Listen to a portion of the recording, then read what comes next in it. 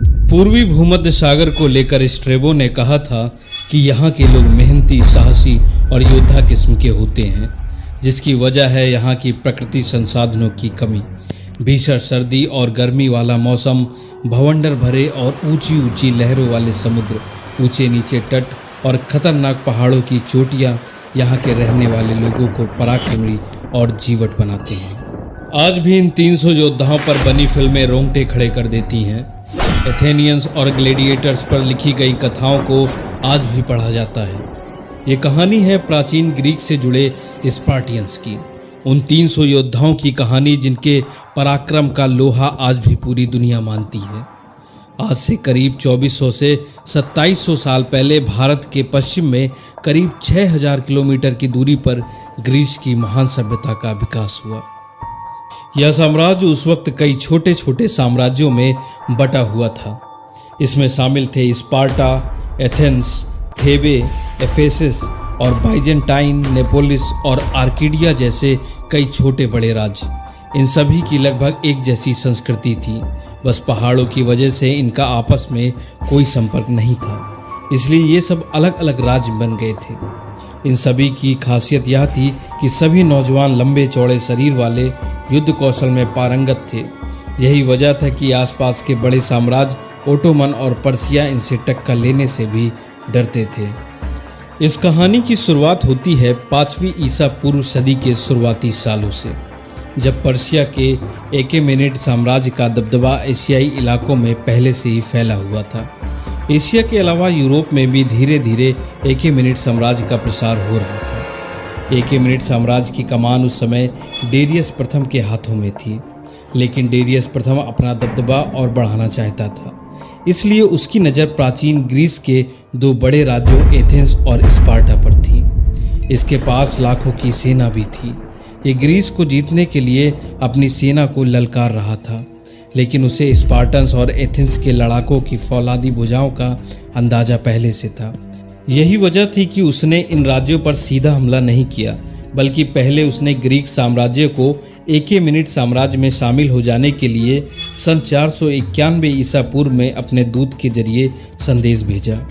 इस न्योते को स्पार्टन्स और एथियंस दोनों ने सीधे ठुकरा दिया, साथ ही संदेशा लेकर आए हुए सैनिकों को मौत के घाट उतार दिया। इसके बाद जो हुआ, इतिहास उसे आज भी याद करता है। थर्मोपिली ग्रीस के उत्तरी हिस्से में समुद्र के किनारे पर्वतीय दर्रा था। यहाँ एक पतला सकरा रास्ता था जो युद्ध के वक्त ग्रीस की रक्षा करता था, लेकिन इस रास्ते से निकलने की रणनीति सिर्फ ग्रीक के योद्धा ही अच्छे से जानते थे। वैसे तो थर्मोपिली की लड़ाई से पहले कई छोटी छोटी लड़ाइयाँ हुई स्पार्टा और एथेंस को जीतने के लिए। डेरियस ने पहला मोर्चा साइक्लेट्स और यूगेया के खिलाफ खोला। 600 जहाज़ों और 25,000 सेना के साथ डेरियस ने इन पर समुद्री मोर्चे से हमला किया, लेकिन डेरियस ये जानता था कि अगर उसे मुख्य ग्रीस को जीतना है तो पहले उसे एथेंस को हराना ही होगा। 490 बीसी आते आते एथेंस और एकेमेनिडिस एक दूसरे के सामने आ खड़े हुए, जहां हुई मैराथन की लड़ाई। इस भीषण युद्ध में डेरियस मारा गया। डेरियस की मौत के बाद 486 बीसीई में उसके बेटे जर्गसीस प्रथम के हाथों में एकेमेनिडिस साम्राज्य की कमान गई। इसने 6 सालों तक अपनी भारी भरकम सेना तैयार की और आखिरकार 480 बीसीई में ग्रीस के शहरी राज्यों को जीतने के लिए जर्गसीस से थर्मोपली पर चढ़ाई कर दी। थर्मोपिली जैसी जटिल जगह को पार करना फार्सियन सेना के लिए वैसे भी आसान नहीं था, लेकिन इससे भी ज़्यादा कठिनाई की बात ये थी कि उन्हें मुख्य मोर्चे पर एथेंस के अलावा स्पार्टन्स का भी सामना करना था। पर सवाल उठता है कि आखिर ये स्पार्टन्स थे कौन? दरअसल स्पार्टन्स का गठन 1905 से 900 बीसीई के बीच 4 गांवों से मिलकर हुआ था। लिम्नई, किनोसौरा, मेसो और पिटारा ये राज्य लोकानिया क्षेत्र था, जिसे पहले लेसीडीमोन कहते थे। ग्रीस की मुख्य भूमि का सबसे बड़ा और सबसे दक्षिणी प्रायद्वीप पेलोपनीज इसी से मिलकर बना था। स्पार्टा राज्य एक तटीय शहर नहीं था, बल्कि चारों तरफ से पहाड़ियों से घिरा हुआ था। भूमध्य सागर और एजियन सागर से दूर होने की वजह से यह सेना अपना बचाव करने में बहुत मजबूत थी। स्पार्टन्स का सामना करना फारसियों के लिए मुश्किल का सबक था, क्योंकि इसकी कमान थी उनके राजा लियोनाइडस के हाथों में। लियोनाइडस के जाबाजों की पहचान थी ऊंचा कद, फौलादी शरीर, सिर पर ऊपर से पीछे की ओर जाता हुआ धारदार मुकुट, भारी भरकम ढाल और करीब 6 फीट लंबा भाला। ढाल के अंदर ही एक तलवार छुपी होती थी जिसका इस्तेमाल हाथ से भाला छूट जाने पर किया जाता था। यह सेना एक खास युद्ध कौशल जानती थी। ये सैनिक एक अजीब तरह के त्रिभुजाकार आकार बनाते थे जिससे ये अपनी सुरक्षा करते थे। इसे फॉर्मेशन फ्लैक्स कहते थे। इतिहास गवाह है कि स्पार्टन्स के पास अच्छी खासी भारी भरकम सेना थी, पर सवाल ये उठता है कि ऐसा क्यों हुआ कि फारसियों से लड़ने सिर्फ 300 स्पार्टन्स गए। असल में स्पार्टन साम्राज्य ये नहीं चाहता था कि फारसियों की बड़ी सेना के सामने उन्हें बड़ा नुकसान झेलना पड़े। लियोनाइडस ने अपनी सेना में 300 ऐसे लड़ाकों को चुना था जो पूरी तरह से ट्रेंड थे और अपनी खास युद्ध कला में पारंगत थे। लियोनाइडस अपनी बातों से सेना में जान फूंक देता था। बतौर राजा लियोनाइडस कहता था, ना ही हम पीछे हटेंगे, ना ही समर्पण करेंगे, खड़े रहेंगे, लड़ेंगे और मर जाएंगे। लियोनाइडस अपनी सेना में हुंकार भरते हुए कहता था, उन्हें कुछ मत दो पर उनका सब कुछ छीन लो।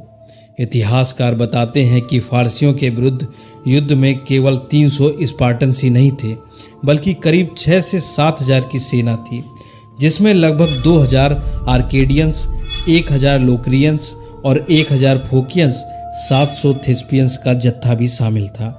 स्पार्टा को अलग अलग मोर्चे पर दूसरे राज्य मदद कर रहे थे, लेकिन थर्मोपिली के मुख्य दर्रे पर सिर्फ स्पार्टन्स ने ही मोर्चा संभाला था। इन सभी ग्रीक योद्धाओं को उस समय होप्लाइट्स कहते थे। इन सभी होप्लाइट्स की ट्रेनिंग बहुत ही मुश्किल हालातों में हुई थी। उन्हें कई दिनों तक भूखा रखा जाता था और जिंदा रहने के लिए उन्हें अपने हाल पर छोड़ दिया जाता था। ग्रीक होप्लाइट्स के मुकाबले पारसियों की सेना कई ज़्यादा थी। ऐसा अनुमान लगाया जाता है फारसियों की सेना 3 लाख से भी ज़्यादा थी। इसमें सभी तरह की टुकड़ियां शामिल थी, घुड़सवार, हाथी, गेंडे और खतरनाक जानलेवा सैनिक। थर्मोपिली की लड़ाई के पहले ही दिन जर्कसीस सेना की टुकड़ियां कमज़ोर पड़ने लगी। दूसरे दिन भी स्पार्टन्स ने फारसियों को मुंहतोड़ जवाब दिया। युद्ध कौशल में सक्षम इन सैनिकों ने अपने दुश्मनों को बड़ी चालाकी से समुद्र घाटी से धक्का देकर नीचे गिरा दिया। दरअसल ग्रीस पर कब्जा करने के लिए फारसी तब तक कामयाब नहीं हो सकते थे जब तक वो थर्मोपिली के पक्के रास्ते से ना गुजरें। लेकिन स्पार्टन्स इस रास्ते की ढाल बने हुए थे, जिसे भेदना फारसियों के लिए भारी पड़ रहा था। इसलिए जर्कसीज ने दूसरी चाल चली। उसने एफियाल्टस नाम के एक योद्धा का सहारा लिया जो कि पहले एक स्पार्टा था, और एफियाल्टस ने ही जर्कसीज को थर्मोपिली के दर्रे में पहुंचने के लिए पीछे के रास्ते अनोपिया पात का पता बता दिया। इस रास्ते से फारसियों को स्पार्टन्स पर दक्षिणी सिरे से हमला करने में मदद मिली। लियोनाइडस को भी पहले से इस बात का डर था कहीं उन पर इस रास्ते से हमला ना हो जाए, इसलिए पहले से इसने फोकियंस की एक टुकड़ी वहां तैनात कर रखी थी। पर लियोनाइडस को लगा कि फारसी शायद मुख्य रास्ते से ही हमला करेंगे, इसलिए अनोपिया पात से टुकड़ी हटा दी गई। एक पुराने स्पार्टन से धोखा मिलने के बाद लियोनाइडस चारों तरफ से घिर गया, लेकिन लियोनाइडस ने तब तक भी सरेंडर नहीं किया और जर्कसीस पर आखिरी जोरदार हमला किया। थर्मोपिली के उस दर्रे के पास 300 स्पार्टन्स ने फारसियों का डटकर सामना किया था। जाबाज योद्धाओं की इस कहानी को आज भी लोग याद करते हैं। लियोनाइडस मारा गया। स्पार्टन्स के राजा लियोनाइडस के मरने की खबर स्पार्टा साम्राज्य तक पहुंच गई। भले ही जर्कसीज ने थर्मोपिली को भेद दिया, लेकिन अब उसे ग्रीक गठबंधन का सामना करना था, जिसमें एथेनियन और स्पार्टा की बड़ी सेनाएं शामिल थीं। मैराथन की रणभूमि में 490 BCE में शुरू हुए युद्ध को एथेंस ने अच्छे से संभाल रखा था। एथेनियंस ने पहले ही इस मोर्चे पर फारसियों को हरा दिया था। मिलते हैं नए वीडियो में, तब तक के लिए धन्यवाद।